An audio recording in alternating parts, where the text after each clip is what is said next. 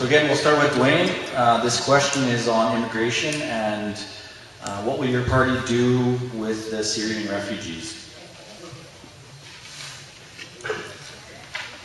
Thank you.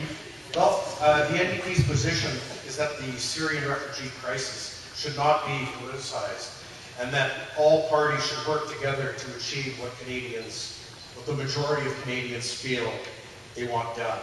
So to help refugees, it is our responsibility and feelings that we should be helping refugees to the best of our abilities. The NDP has always maintained that the proper screening measures must be maintained, and that Mr. Harper's suggestions to the contrary is a perfect example of fear-mongering and divisiveness. So we believe that, and I don't think Canadians will tolerate that any longer. Canadians have always been an inclusive society, and the NDP will restore that. Thank you.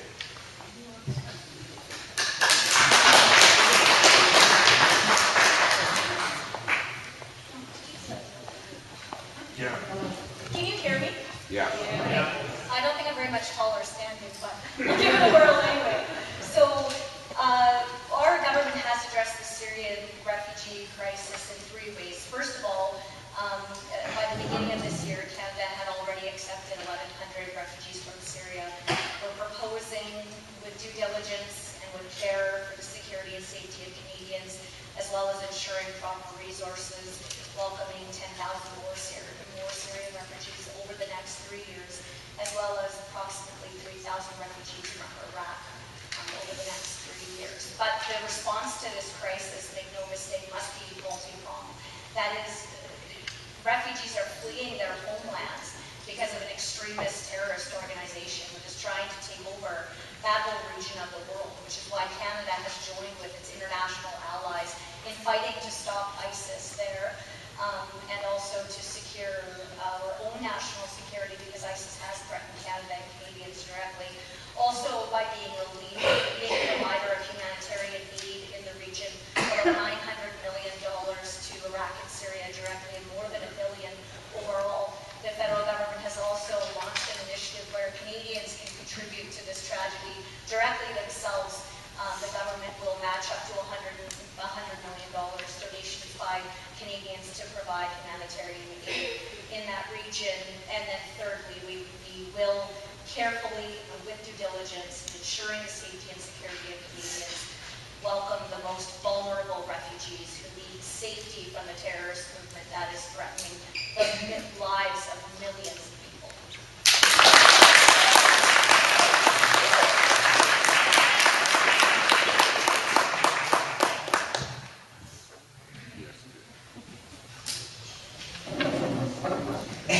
Thanks for that question. The Liberal Party is well aware that Canada has always accepted refugees in Canada.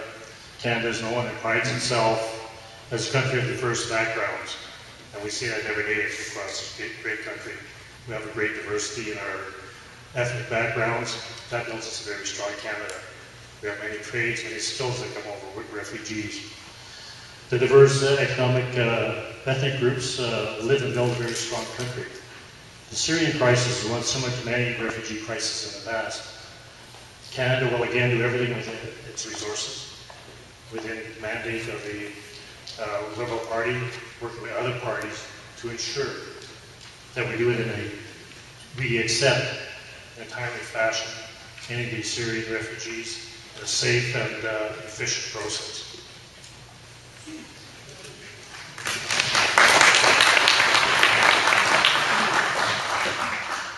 Libertarian position on this is that we would not propose that refugees be brought into this country on the backs of taxpayers. There are many people in this country who are struggling themselves, and so if people in this country have the means and the inclination to sponsor refugees, they should be allowed to do so.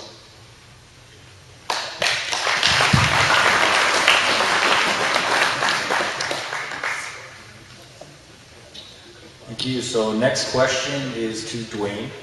Topic is regarding the provincial budget. Just getting your thoughts on why the provincial budget hasn't been released despite the NP being elected 5 months ago?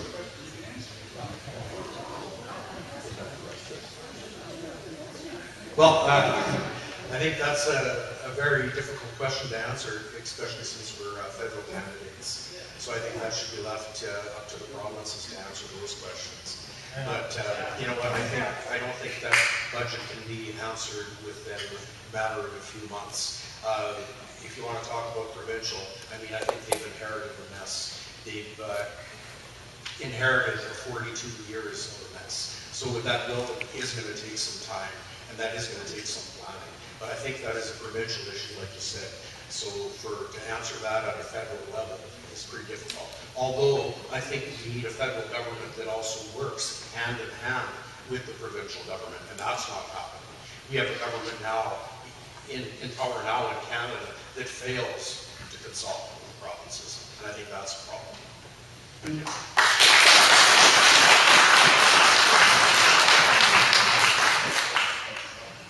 Next question for everyone regarding healthcare efficiency. So this time we're going to start on the right and work our way across. So starting with Robert. So it's regarding healthcare efficiency. How does spending more money on healthcare make healthcare more efficient? So just your thoughts on healthcare efficiency. Well, as libertarians, as I pointed out to you before, we think that things work way better, more effectively in the private sector.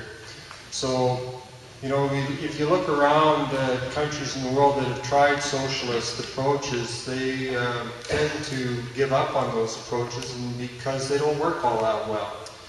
And so what we would propose is eventually turning that back into the private sector. As initially, as far as the federal government is concerned, we would repeal the Health Care Act and return the responsibility for health care back to the provinces where it's supposed to be.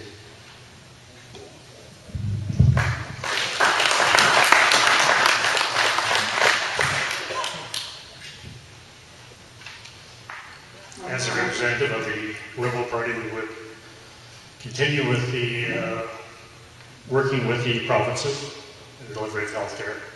Healthcare is an item that each province has responsibility for, and it varies from province to province, as we all know. But each of the federal parties as well, and the governing body of Canada, which comprises of all elected parties, has a duty to work with each of the provinces to ensure that health is available and health programs are available to all Canadians. And we would continue with that as the Liberal Party.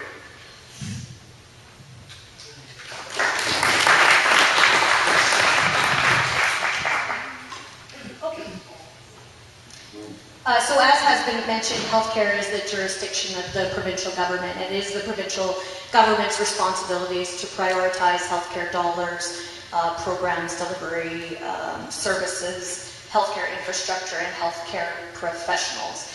And that's because, it makes sense because provinces have different populations, they have different demographics, they have different healthcare needs, and they know the needs of their provinces and their local communities best. That said, Alberta as a province does spend more per capita on healthcare than any province in Canada, behind only Newfoundland. And the record of this federal Conservative government is that it has increased transfers to the provinces, both in the health transfer and in the social transfer.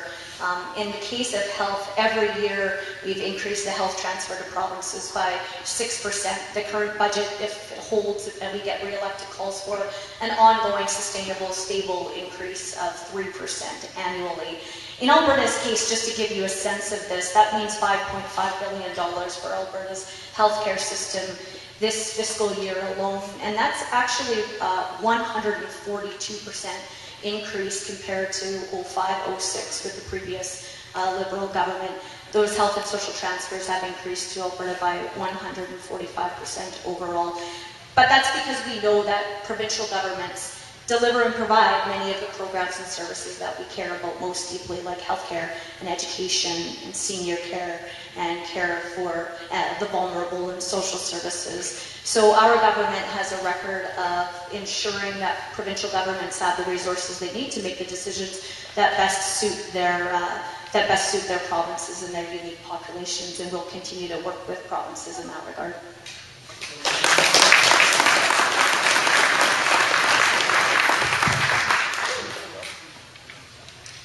Hello again. Well, somehow I guess we have conflicting information here because I think instead of making healthcare better, Stephen Harper has actually put our healthcare at risk. And instead of working with the provinces to improve our healthcare system, they have imposed billions in unilateral cuts, leaving the provinces and the territories to shoulder 80% of the healthcare costs. They have let the healthcare accord expire. They have axed the Health Council of Canada, which has encouraged coordination and innovation. And this hands-off approach lowers standards and leaves the door open to privatization. I don't think that's anything anybody wants. His promise to reduce times was replaced by billions in corporate handouts. Neither Harper or Trudeau will commit to plowing savings back into healthcare. As a matter of fact, the Liberals in their latest budget, before they announced the budget, they've already cut $2 billion in cuts in healthcare, and another $6.5 billion in unknown cuts to services for Canadians. So that being said, the NDP will reverse the cuts to make healthcare a priority for Albertans and for Canadians. The NDP will stop the unilateral cuts and get back to collaboratively working with the provinces. Respecting provincial roles will lead to strategies to improve healthcare and make it more sustainable over the long term. Our priorities will be to improve access for primary, long-term care, improving prescription drug coverage with our national pharmacare program, better mental health services, and measures to prevent long-term illnesses that affect millions of Canadians. So I think healthcare is very important, and I think we have to restore those services and increase that funding back to the provinces because a lot has been cut. And like I said, 80% of the responsibility has been shouldered on the provinces. So we need to increase that funding tremendously. Thank you.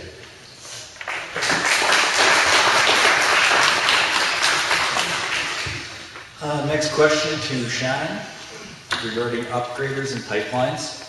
What do you propose to increase the chances of developing these facilities to improve export potential?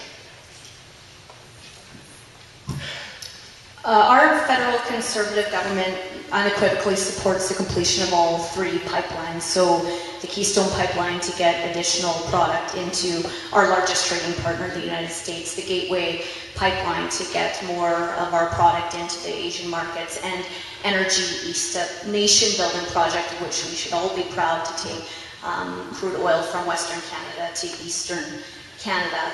I do note that the other parties oppose, in part, either all or a few of these pipelines, but reaching diverse export markets is critical for us to capture the full value of our petroleum products. The question of increasing value-added and refined petroleum production is really a question for the government of Alberta, because the oil sands resources belong to the people of Alberta. That's why the development of the resources pay royalties to the government of Alberta. So each of you own those resources and your government manages it in trust. And so the questions about whether or not there can be tax or regulatory incentivizing to further increase beyond the level of upgrading and refining that we do, which by the way is about 60 to 75% of upgrading our product on an annual basis, depending on the year. But we believe fundamentally that establishing further refining capacity must be done through the private sector, just to guard against taxpayers having to hold the bill for any failed economic engineering by the government. But regardless, we absolutely need to achieve these pipelines, because both for our bitumen and our other crude oil projects, which is so crucial to the globe, and also for any refined petroleum products, we'll need pipelines to get them to markets.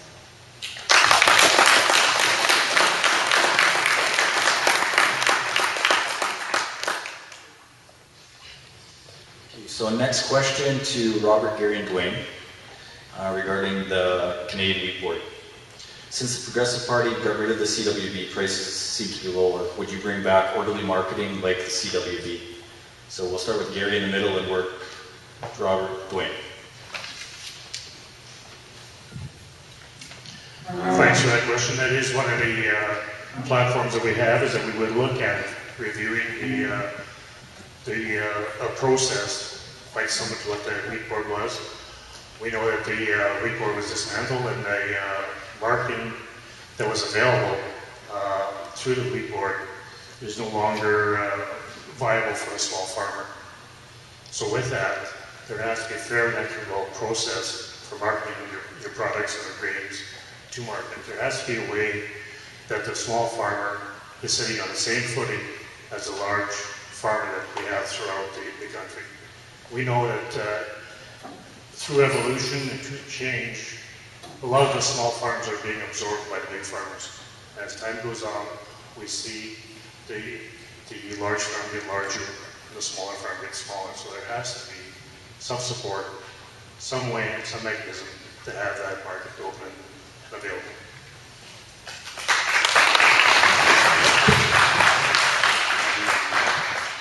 So our view is that farmers are every good as businessmen as any other businessmen. They do not need government to support them.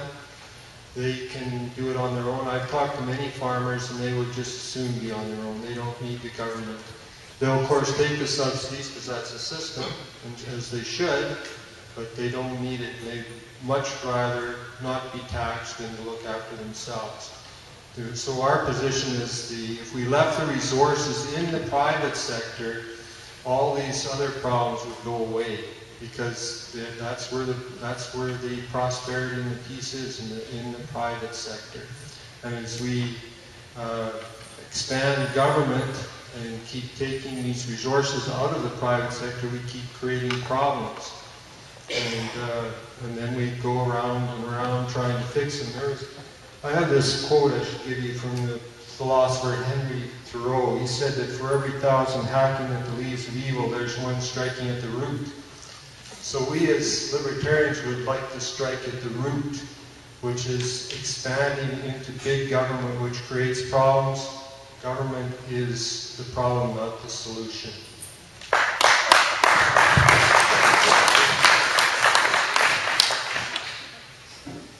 Thank you very much for that question, and it's a very good question. It's something that I'm very concerned about, and I think our agricultural producers in Alberta are very concerned about. Our farmers have been hit hard by the Conservatives' cuts and sell-offs, and the NDP does have a strategy to support farmers.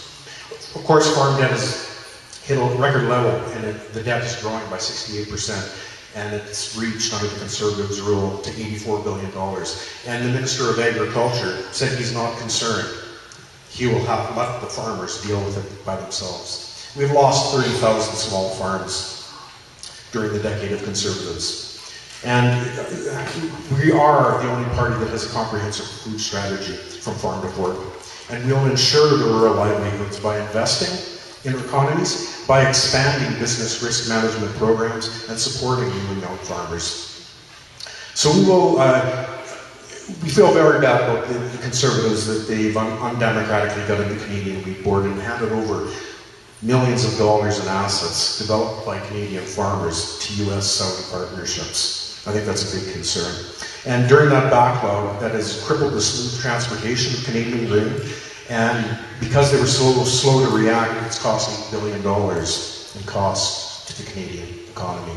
So we definitely do support the Wheat Board, and we will work with farmers to develop a collective solution to replace the services that were lost when the Wheat Board was dismantled.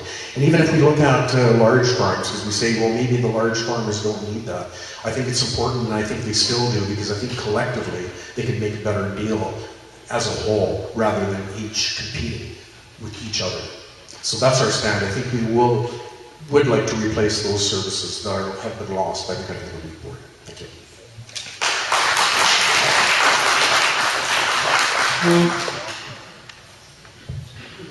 Okay, next question is for Gary regarding gun registry. Do Do you agree with your party's leader that the long gun registry be reinstated?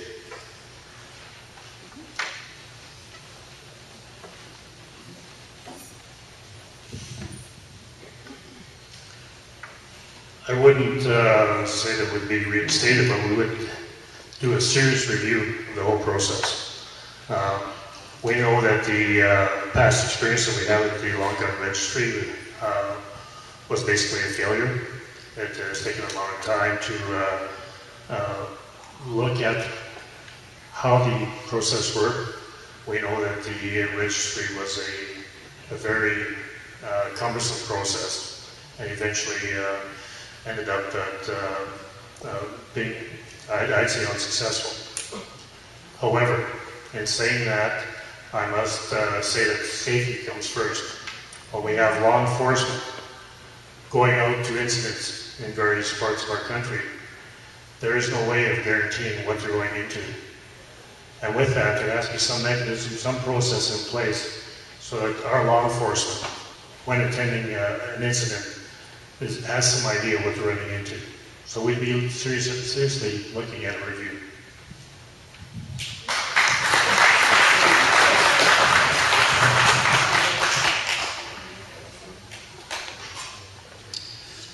So this question is for everyone again. It's regarding glyphosate use. Where does each candidate stand on the use of glyphosates when public pressure is mounting to restrict the use of them? So we'll start with Shannon. Of glyphosates, herbicides? Yeah. Roundup. So starting with Shannon and moving this way and then this way. Thanks, George. I think farmers should be able to use Roundup.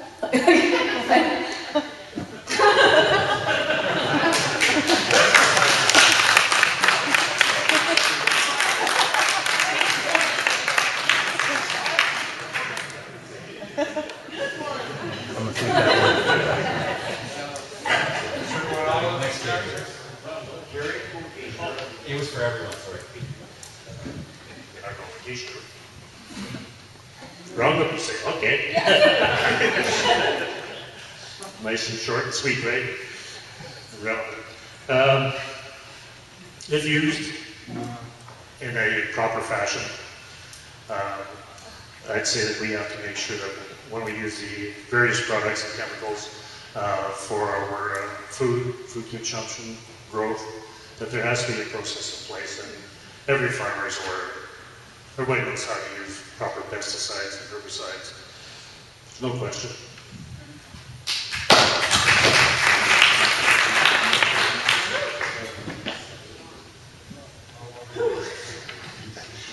Yeah, it's, again, libertarians are for free markets. Farmers can decide if this is useful for them, if it's cost effective for them. If it is, then they should use it.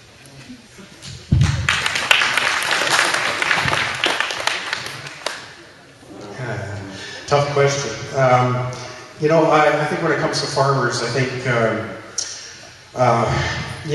that's something that has to be worked out with farmers. Again, I think that should be a process that it should be debated. It shouldn't be a question of yes or no. It should be a question of what the farmers want as a whole. So I think that's what the NDP is about, is negotiating and sitting down together at the table and finding out exactly what the consensus is. I don't think it's a clear-cut yes or no.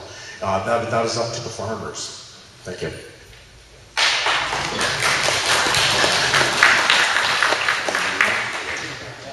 Okay, next question again to all four candidates regarding the Trans-Pacific Partnership. So we'll start with Dwayne and come over to Robert and work that way. So yeah, TPP. In your opinion, what impact will the TPP have on supply management and Canada's food sovereignty? In your opinion, what impact will the TPP have on supply management and Canada's food sovereignty? Okay, very good question, and I think that must be a brand new question because it's a brand new concern for sure. And it's just, first of all, I think the NDP does support trade deals with partners, but we have to know, trade is necessary to grow our economy, but we do have some reservations about making the deal, especially negotiated by Mr. Harper, and it's been negotiated behind closed doors. And especially during election time, I don't think it's time to bring something like that to the table. And I think 70% of Canadians agree that with Mr. Mulcair's mistrust of Stephen Harper. I think it looks like Stephen Harper has already thrown many entire sectors under the bus for political gain. We have already learned that the dairy and egg sectors have to be subsidized $4.3 billion because of this deal. 6.1% tariff on the export of vehicles is gone. The requirement for autos has to be 62.5% of Canadian input, and that shrank to 40% under this deal. We have lost 20,000 jobs, and we will lose 20,000 jobs that are projected to be lost, along with the 400,000 manufacturing jobs that we've already lost. The largest trading partner was the USA, and we've had exclusive access to that market with only Mexico to deal with. Under the TPP, Canada loses its trading status with the USA. And Harper hasn't negotiated well enough to offset that huge loss. His record indicates, anyways, that he had not.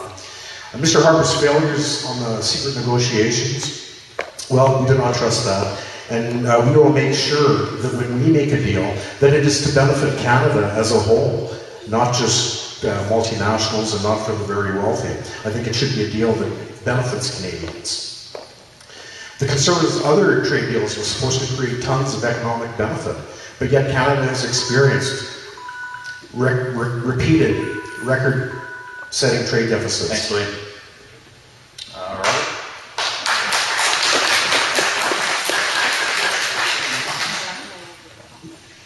Okay, so I'm the Libertarian for Liberty. So what we would say is that government shouldn't be involved in negotiating these deals at all. How much money does that cost the taxpayer? We should have free trade. Economists have been studying this for decades, years, a long time. And comparative advantage works. If we just trade freely with other countries, everybody is better off. It's just common economic knowledge that that's the way it works. If we would just live by that, everybody would be better off. Free trade. We don't need tariffs, and we don't need to restrict trade in any way. Just let the business people work it out, and we'll all be better off.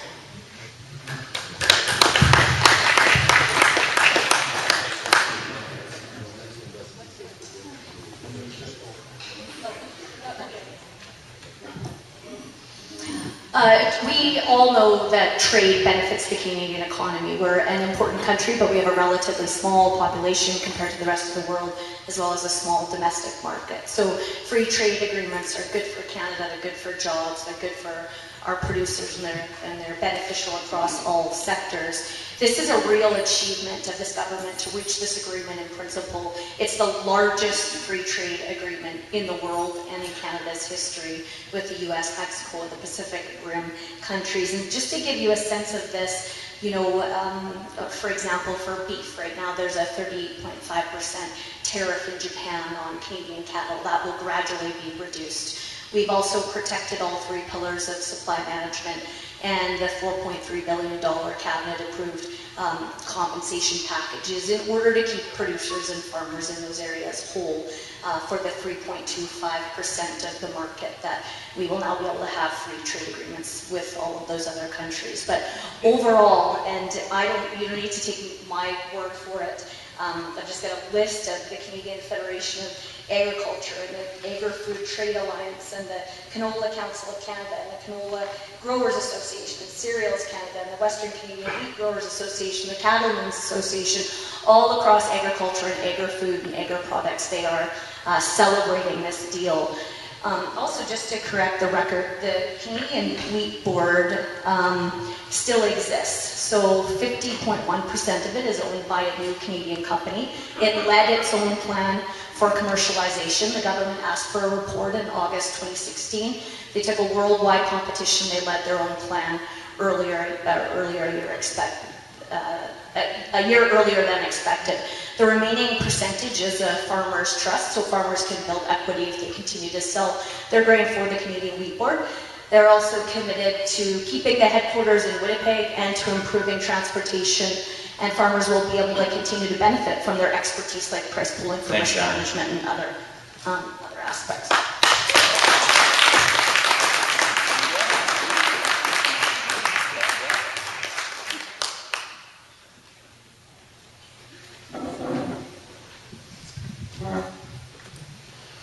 With the Trans-Pacific Partnership Agreement,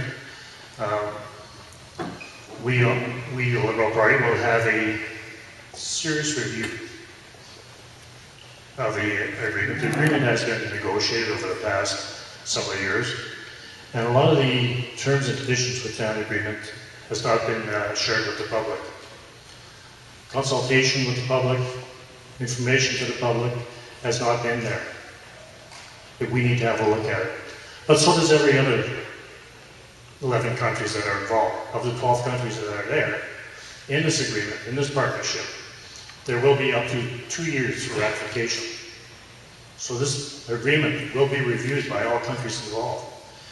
It is, in our opinion, a good deal. It will take several years to get it passed. It's in the best interest of our economy. And I say the best interest of our economy, here being in Canada. Once we do the review of it and have discussions with all parties of Canada, because it is going to take the government of Canada, not one party, to agree to the TPP, we will then move forward on the good aspects of it and those that we can. So those reviews we look at for the best deal in Canada. We'll make sure that we have proper discussions of it. When we look at the auto sector, for instance, at the present time, there's 81,000 parts that are being exported. Some of that, or 40 to 45% of that, would be, we'd have more share in that. 85% of our parts, auto parts, are being shipped to the US at present, and to other countries, but incoming parts, we'd have more free access to it. Tariffs would be eliminated from other trading parts. The milk producers of Quebec, you've heard some comments on that on the news. Of course, that would only be 98%. So with that, and looking at the long-term benefits, we as a Liberal Party feel that the TPP is a good deal once it's reviewed properly.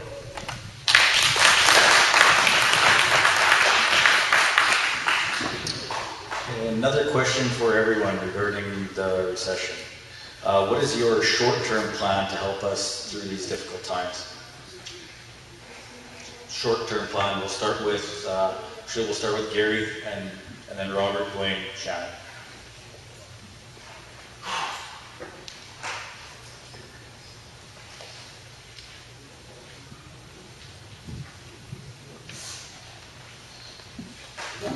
You've got me off guard with that one, a short-term plan.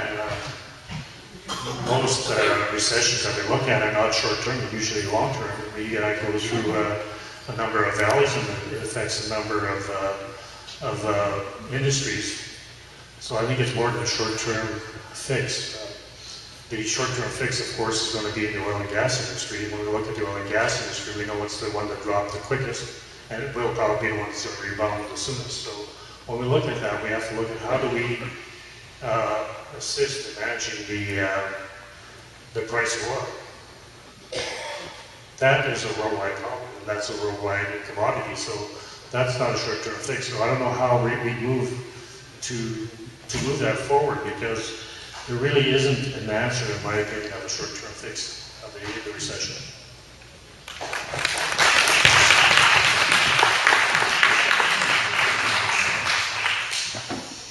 So what we would say is that we just need to leave the resources in the private sector. As we keep pulling resources out of the private sector, we're creating problems. Those resources that are being taken out of the private sector represent investment, opportunities, and the associated employment that goes along with it.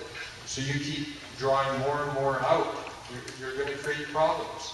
So the solution, both short-term and long-term, is to start the process of leaving resources in the private sector. Taxes have been going up for many years now. I have here a report from the Fraser Institute, which is an impartial institute, independent, and they report on taxes, and this is looking at all taxes, all levels of government, all kinds of taxes. And they show taxes going from 1961 to 2014 going up. Now there's little dips, but generally the trend is up, all the way. In 1961, let me read you these numbers that they have there. If you look at the what percentage of income people were spending on food, shelter, clothing, 57%. This is 1961. Taxes were 34%. When you look at 2014, it's almost reversed. So now the percent of income spent on food, shelter, clothing, that kind of thing is 37%, and taxes are 42%. So there's your problem, folks.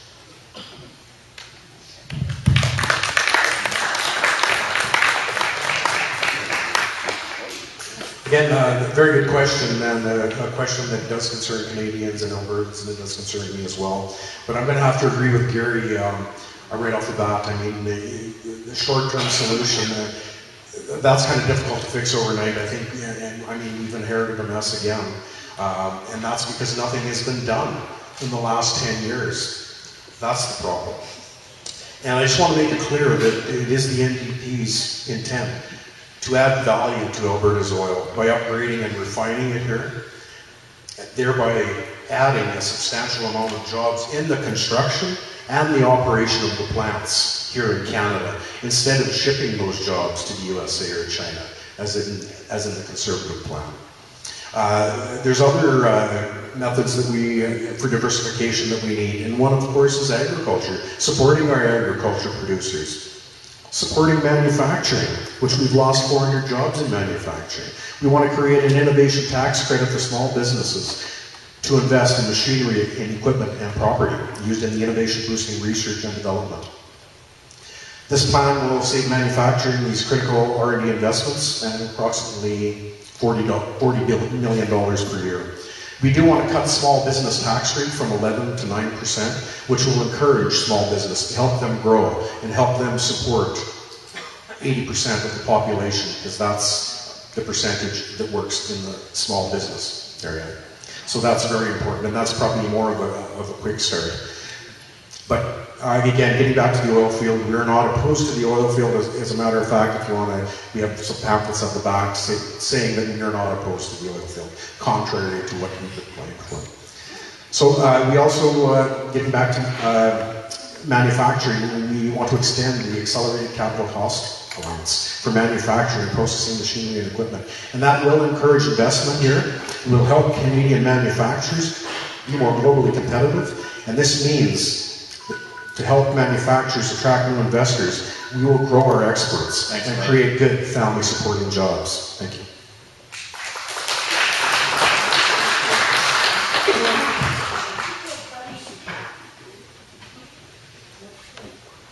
So Canada faced the worst global recession in 2008-2009 that we've seen in a generation, some estimate, since the dirty 30s, and came through that in the strongest fiscal position of all the developed countries because the fundamentals of our economy are strong.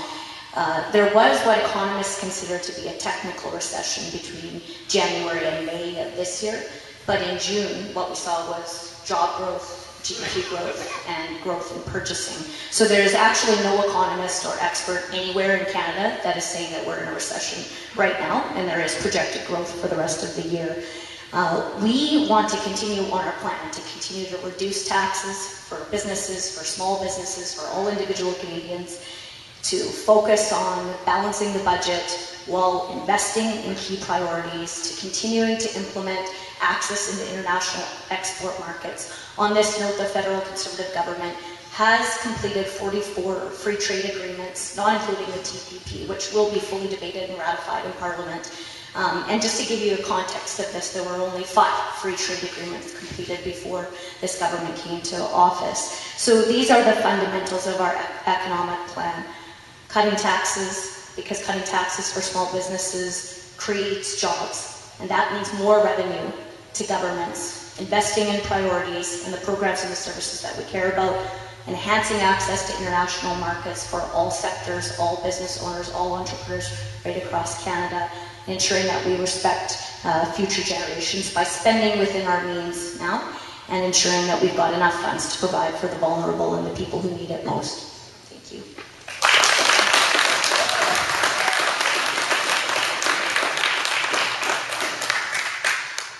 The next question for Gary and Dwayne. We'll start with Dwayne, and Gary, you can go a second. The Immigration Case Processing Center moved to Vegreville in 1994. What will your government do to bring similar projects to the greater Vegreville area? The Immigration Case Processing Center moved to Vegreville in 1994. What will your government do to bring similar projects to the greater Vegreville area? Immigration Case Processing Center. It moved to Vegreville in 1994. Case Processing Center, that's right.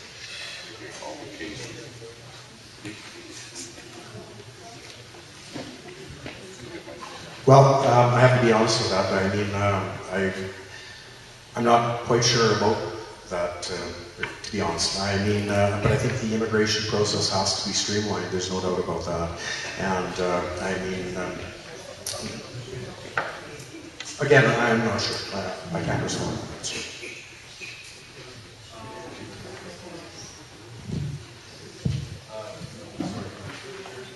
Dwayne and Gary, sorry.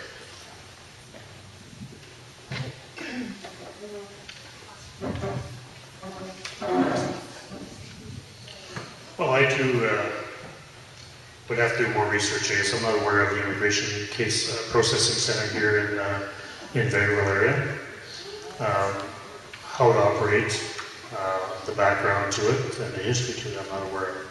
So I'd be unfair to comment on that, but in looking at different parts of Alberta and different regions of Canada, we do reach out and we do set in place certain programs, agencies by both the federal and provincial governments, mostly federal governments in different regions that serve different areas.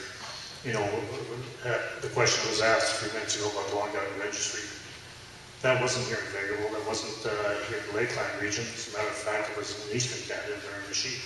So we look at different pockets, different where for different agencies. And those agencies were best fit in the region that would bring in some employment, bring in some support to the issue to that area.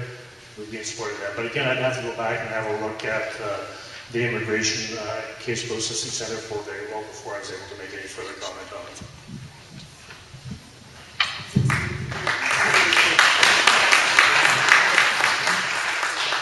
Thank you, and this will be our last question. This one will be for Shannon and Robert.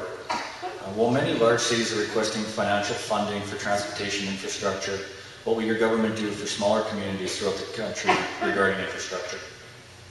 Shannon, go ahead.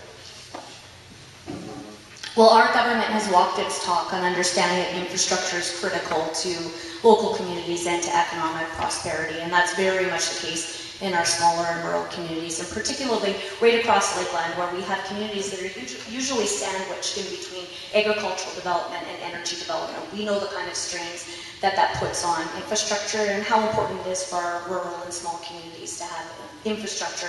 So this federal government is actually investing more in infrastructure than any government before in Canadian history.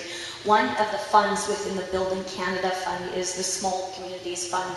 I know that you would need to talk to, I know Mayor Myron is here, and some of your Vegreville reps, but the government has invested through these communities directly in Vegreville. and through this program. Yeah, I see a councillor nodding. I just wish I could withdraw it from my head right now. But we understand just how crucial upkeeping infrastructure is to rural and small communities, and that's exactly why, as a government, we want to continue to spend within our means, not try to be everything to everybody, not make billions of dollars of spending promises that we can't keep or can't account for, not add new taxes, for example, that would make everything cost more from all of us, and actually pull funds out of local communities. So if I am elected to represent Lakeland on October 19th, of course I will work very hard to advocate on behalf of our smaller and rural communities to ensure that we continue to receive the funds that are necessary for economic prosperity and for all of those of us who live out here.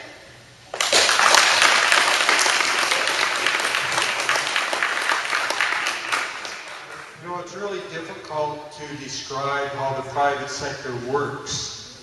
You know, it's made up of thousands and thousands of entrepreneurs working in their little niche, doing their thing, working with other people, and it all works together. And it's not managed. There's no central plan that manages it. These people work together voluntarily, trading, working, buying and selling between them, and it works. And it works very well. And it's self-regulating, because if they don't do things properly, they're gone. And if they don't satisfy customers go elsewhere. So it works very well, but it's really hard to describe. It's really hard to say, well, let's put that in the private sector, and then let me describe how that's going to work. And that's really the problem we have with government, because government tries to do things from a central planning point of view. You've got a few politicians that are not entrepreneurs, that they're bureaucrats who are not entrepreneurs, who are saying, well, this is the way we're going to do it. And, you know, it works after a fashion, but it's not the most effective way of doing things. It's very costly, wasteful. We'd be much better off if we did things in the private sector. I can't describe that to you, how it would work. We just know that it does work, because you look around at the industries that we do have in the private sector, and they work well. I'm not talking about the large multinationals that use the force of government to set up barriers so that the smaller businesses can't compete with them. I'm not talking about that. I'm talking about all the smaller businesses that we have in our economy that work very well. And so as libertarians, that's what we would say we should do. That's the way it should work.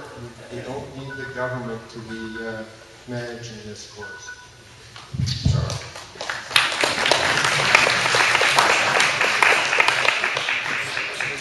So with that, that'll be the end of the question period. So I thank you all for the questions raised, and I apologize for the questions that we didn't have a chance to get to tonight. Like I said, the candidates will stick around for a while after at the close here, and hopefully you can catch up with them and get any other questions answered. So with that, we're going to move on to our summary by candidate to end the evening. And like I said before,